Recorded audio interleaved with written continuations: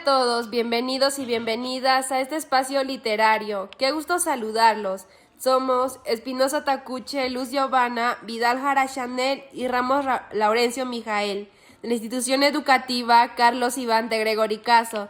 Y hoy nos preparamos para conocer una de las obras más importantes y profundas de nuestra literatura peruana, una novela que nos habla de nuestro propio país, de nuestras raíces y de nuestra identidad.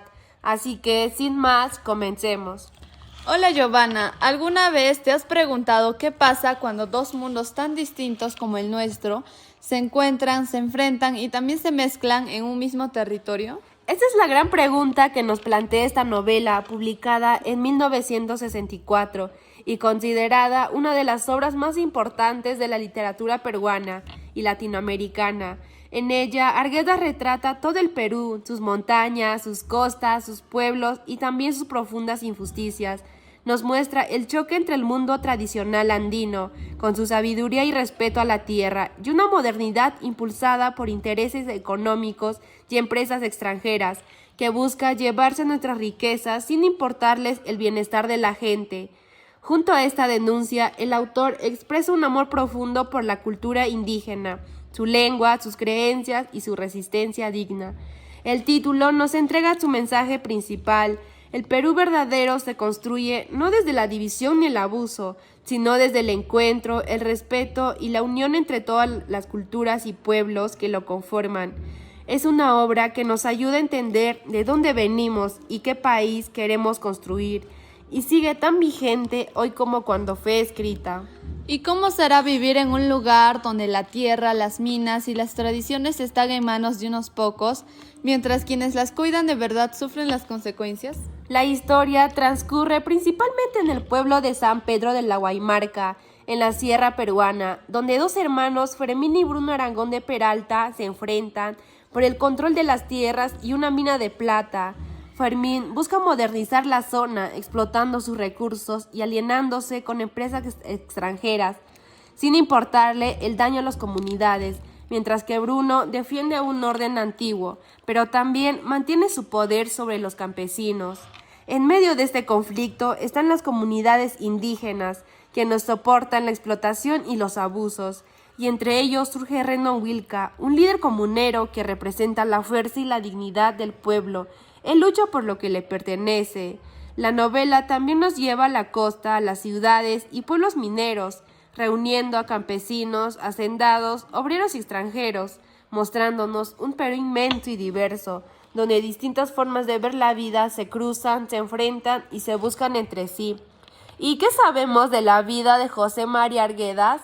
Este autor es uno de los máximos exponentes de la literatura peruana e indigenista, cuya vida y obra ofrecen un material narrativo clave para un podcast escolar.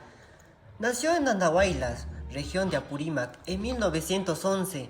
Al quedar huérfano de madre a temprana edad y sufrir maltratos por parte de su madrastra, se refugió entre los peones indígenas de la hacienda, de quienes aprendió el quechua como lengua materna y la cosmovisión andina. Además de escritor, fue antropólogo, etnólogo, educador rural y traductor quechua-español. Rechazó el concepto de aculturación, se definió a sí mismo como un indio moderno que buscaba tender puentes entre la cultura andina y la occidental. ¿Y qué tanto sabemos de su producción literaria? Entre su producción escrita más representativa tenemos, en el género cuento, tenemos a las obras Agua y la agonía de Rasu Niti, en donde se muestran el conflicto por el agua y el valor místico en la danza de las tijeras. Sus primeras novelas fueron Yaguarfiesta y Los ríos profundos. Aquí el autor explora el mundo escolar, la memoria infantil y la resistencia cultural andina Turupucay. La obra donde presentó un testimonio urbano fue El Sexto, en donde se describe la cárcel y el ambiente político peruano tras su experiencia como preso político. Y por último tenemos una novela póstuma, El zorro de arriba y el zorro de abajo. En esta obra se analiza la migración andina y el impacto de la industrialización pesquera en Chimbote. Bueno, ¿y qué reflexión nos trae esta obra?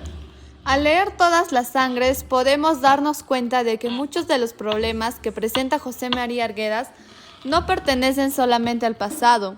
La obra nos hace reflexionar sobre situaciones que todavía podemos observar en nuestra vida cotidiana, como la desigualdad, la discriminación y la falta de oportunidades para algunas personas y comunidades. También nos invita a valorar nuestra identidad y nuestras raíces. El Perú está formado por muchas culturas, costumbres y lenguas, y cada una de ellas forma parte de lo que somos como país. Por eso, considero que debemos aprender a respetar las diferencias y no pensar que una cultura es más importante que otra. Además, la obra nos hace pensar en mucha importancia de escuchar a las comunidades y conocer su realidad antes de juzgarlas. Todas las sangres nos recuerda que construir un país más unido requiere respeto, igualdad y reconocimiento de nuestra diversidad. En mi opinión, Todas las sangres es una obra que vale la pena leer porque nos permite conocer una parte importante de la realidad peruana y entender mejor algunos problemas sociales que han marcado nuestra historia.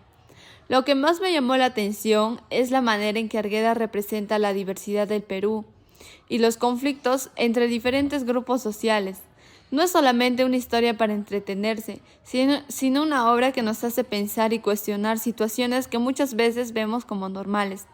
Por eso, recomendaría leer Todas las sangres, especialmente a los jóvenes, porque nos ayuda a reconocer nuestras raíces, valorar nuestra cultura y comprender que la diversidad no debería dividirnos, sino ser una de las mayores riquezas de nuestro país.